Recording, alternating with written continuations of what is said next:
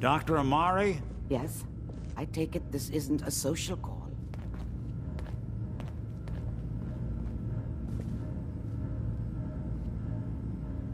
This one's all yours, Nick. We need a memory dig, Amari, but it's not gonna be easy. The perp, Kellogg, is already cold on the floor. Are you two mad? Putting aside the fact that you're asking me to defile a corpse, you do realize that the memory simulators require intact, living brains to function. Please. Nick told me you're the only one who can make this work. This dead brain had inside knowledge of the Institute, Amari. The biggest scientific secret of the Commonwealth. You need this, and so do we. Fine. I'll take a look. But no guarantees. Do you have it with you? How much of the brain do you need exactly? That is not an encouraging question. I suppose I'll have to make do with whatever you can find.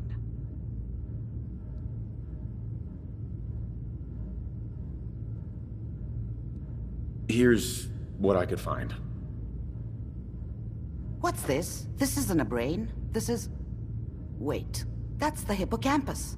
And this thing attached to it? A neural interface? Those circuits look awfully familiar. I'm not surprised. From what I've seen, all Institute technology has a similar architecture. Nick's an older model synth.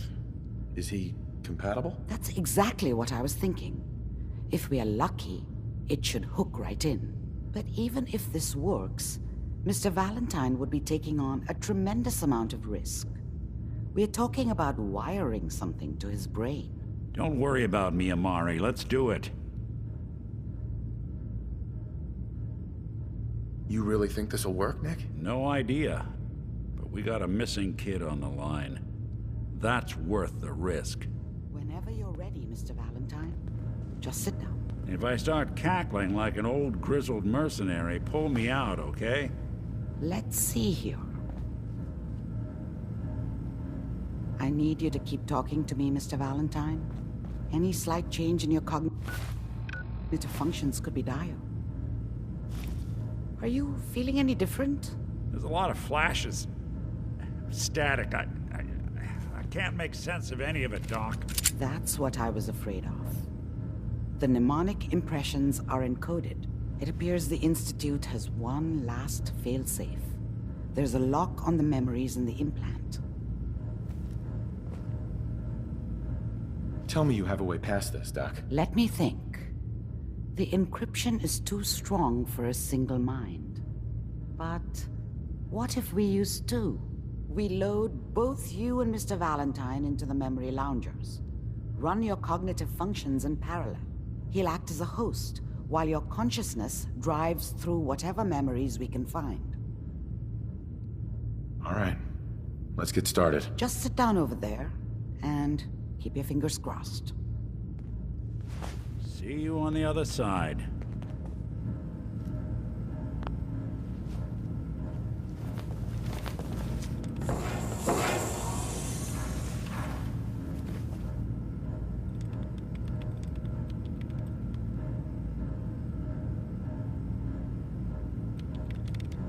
Initiating brainwave migration between the transplant and the host.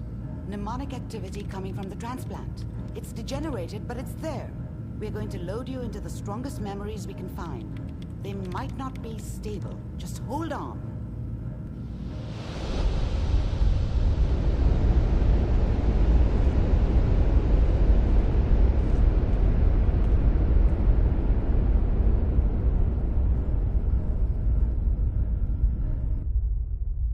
Can you hear me? Ah, good. The simulation appears to be working, although the memories are quite fragmentary.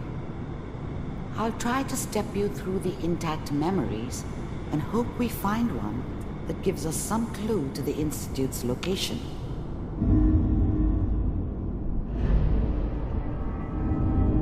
There. This is the earliest intact memory I can find.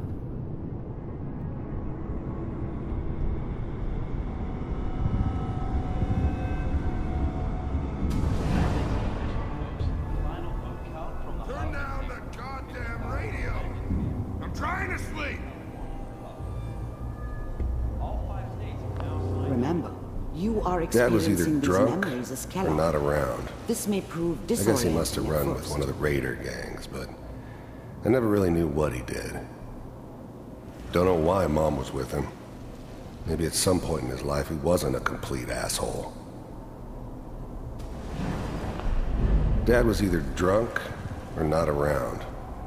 This I guess he doesn't must have seem to run be with what one of we're the looking raider for. gangs, but I never really knew There what he did. appears to be another intact Don't know memory why Mom was close with to him. you in temporal Maybe at some point in his life he wasn't There. a complete asshole.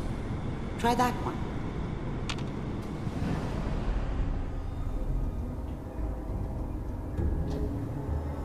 It's gonna be fine. You'll see. The thing about happiness is you only know you had it when it's gone. I mean, you may think to yourself that you're happy, but you don't really believe it. Focus on that petty bullshit or next job or whatever. It's only looking back, by comparison with what comes after, that you really understand. That's what happiness felt like.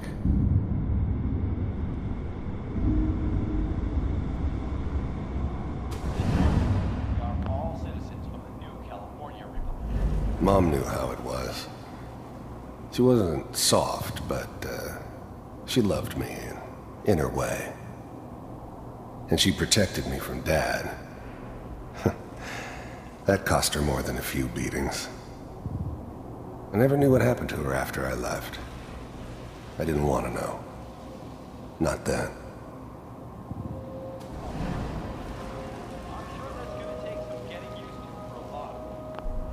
I was such a dummy back then.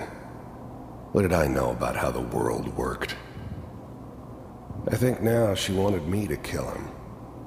I should have. Instead, I ended up running away. I told myself I wanted to find somewhere out from under the thumb of the NCR and all their rules. But really, I was running from the guilt of not protecting her from Dad. Yeah, it doesn't matter now, though. What a joke. What's it mean, Mom? Nothing, Connie. People like to talk and hope someone else is going to keep them safe.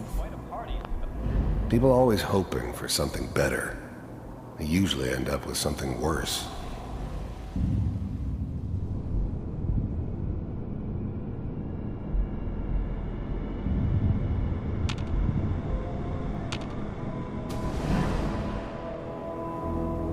But we don't know anybody here. Come on, and now... Whatever made me think that a guy like me should have a daughter? No, I never deserved her. Not for 1 second. Baby? I thought San Francisco was my chance to start fresh. I was the hot shit, the gunslinger from the hub. Let's keep looking. Rolling into I'll connect town you to the with next world intact at my memory. feet. Everybody knew I was the one who'd shot Valdez. I could write my own ticket to any outfit in town. It all worked out pretty damn well.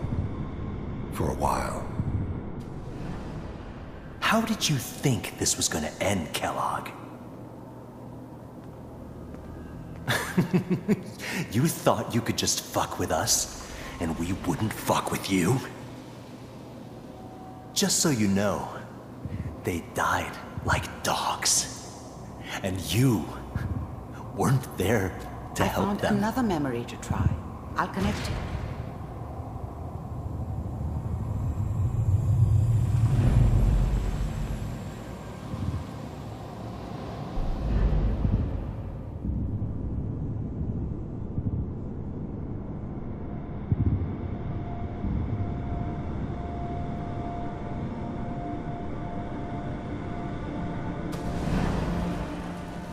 Mind if we sit down?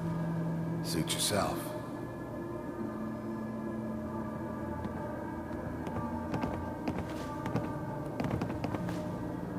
So, I hear you'll take care of people's problems. Is that right? If you pay me. Oh, we'll pay you. And you'll do this all by yourself? That's right. We pay you when the job's done. Is that okay? That's the way you want to do it? So who do you want dead? Well, it's like this. There's his family. Lives down the creek a ways. Well, we seem to be getting closer. Try this next one.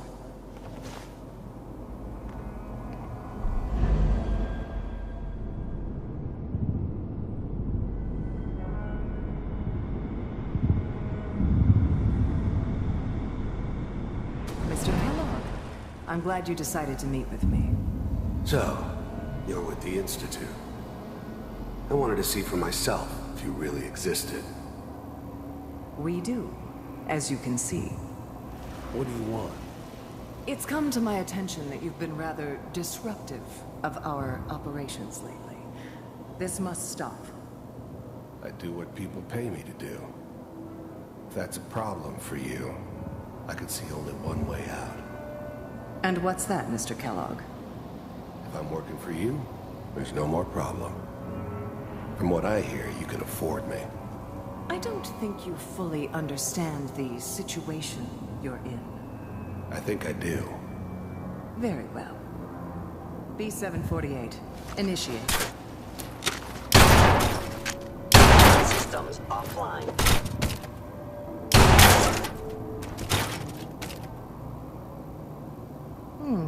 Impressive. We may have something to talk about after all. Getting warmer. One of these has got to tell us something. We're running out of brain here. There's one that looks mostly intact. Connecting now.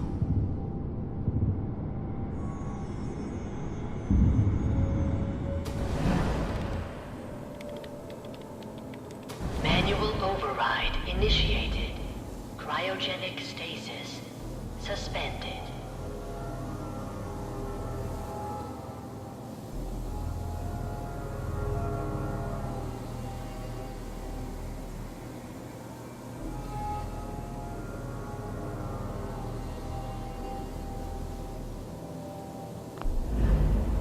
I was now the Institute's main operator in the Commonwealth.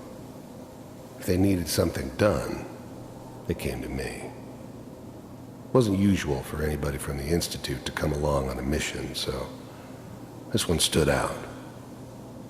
I didn't know then who it was we were grabbing from the vault. Of course, neither did they.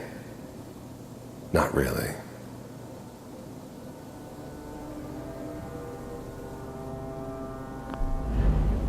The eggheads never liked taking orders from a dirty, contaminated degenerate like me. But they needed me, and I made sure they knew it. The eggheads never liked taking orders from a dirty, contaminated degenerate like me. I'm glad I didn't have to kill the kid. I'm not saying I haven't done it, but, I never liked to. And yeah, I guess it did remind me of, her. Yeah, I'm a cold-hearted bastard for sure, but, still human. Better this way, though. Better than taking her kid and leaving her alive. Even then, I knew it was a mistake leaving him alive. I understood that kind of revenge. No one better. But I was cocky enough to assume I could handle some soft, pre-war vault dweller, even if he somehow got thawed out. At least I know those Institute bastards will soon get what's coming to them, too. If he could